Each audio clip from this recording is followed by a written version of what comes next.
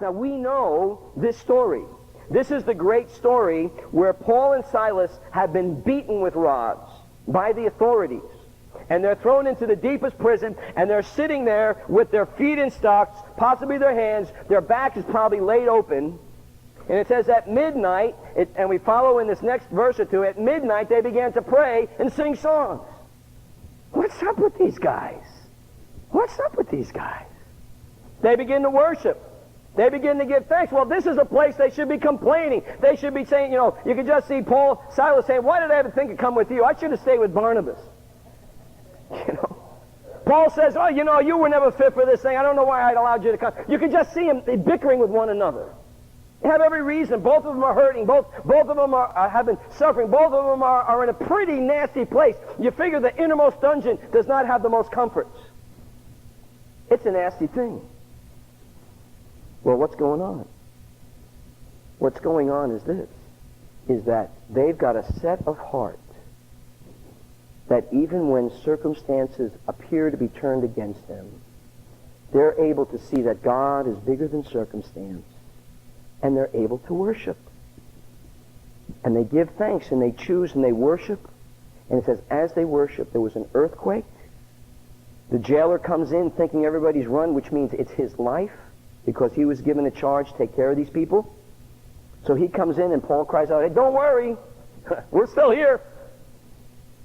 And so the jailer comes and washes them and ministers to them, and his whole house gets saved.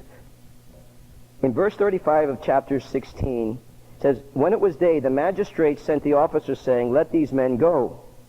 So the keeper of the prison reported these words to Paul. It says, the magistrates have sent to let you go. Now therefore, leave and go in peace. He says, no, we're going to let you go. You got excited yesterday, but you can go. But listen to what Paul says here in verse 37. But Paul said, they have beaten us openly, uncondemned Romans, and have thrown us into prison. Now do they put us out secretly? No way, baby. Let them come themselves and get us out. It says, these guys are in trouble. And when the officers told these words to the magistrates, they were afraid when they heard that they were Romans. And they came and pleaded with them. Can you imagine these Roman officials saying, uh-oh, this could be my job?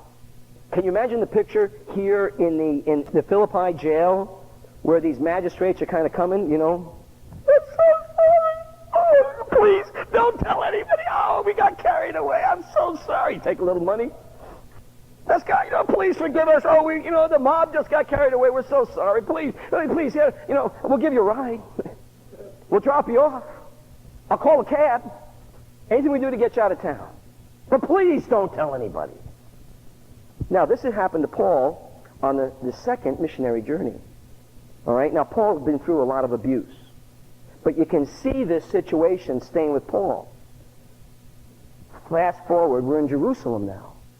Paul is getting stretched out, ready to get scourged. Well, instead of waiting till afterwards, and drop the bomb on him afterwards, after he's already been beat up, what does he do? He tells them beforehand.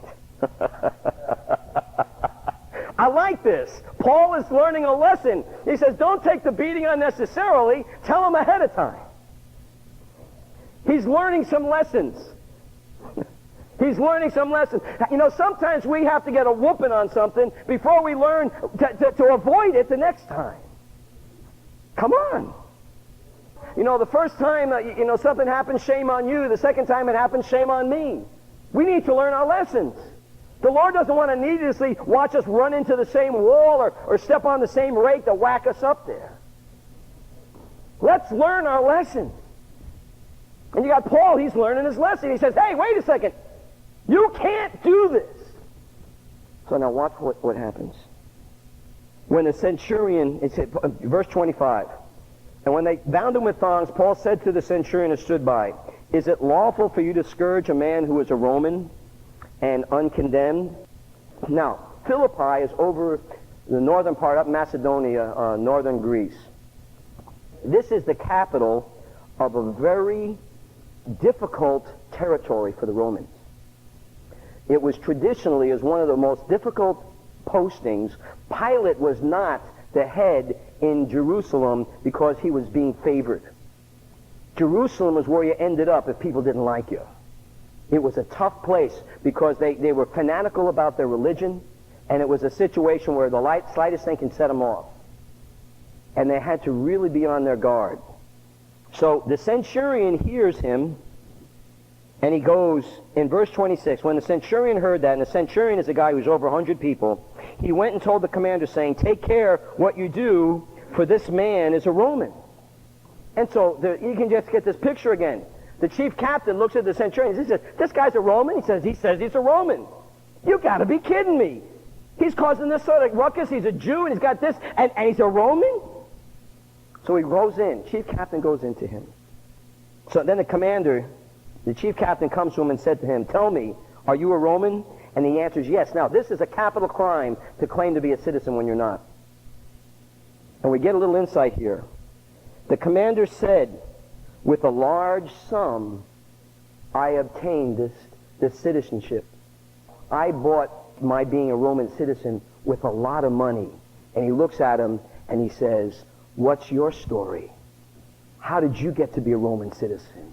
He's bearing in because this is a very precious thing in those days.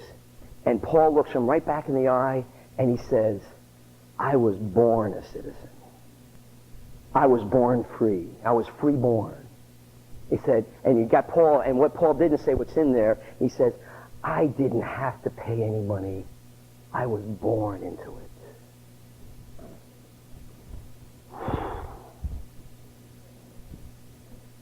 What did you do to deserve the goodness and mercy of God? What did you do to earn your forgiveness? What did you do to earn God's favor that his hand is upon you?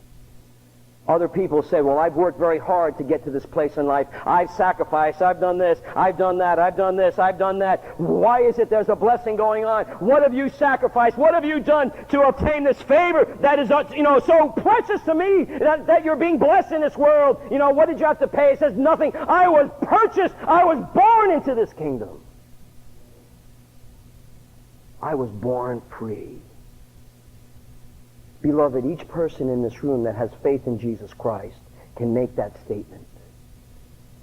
You were born again to be a citizen of the kingdom of heaven. And there is no price that man can pay that can buy that. It's beyond price. And we have people all over the world finding some way to get eternal life, meditating, working through karma, doing this and doing that. Lives of service, endless service, trying to earn their way. But there's no way we can earn our way in. The price is too great. Someone's already paid it. Somebody paid the price for me. Somebody paid the price for you. And you were born again. And you're not a servant that's serving in the house. You're a son.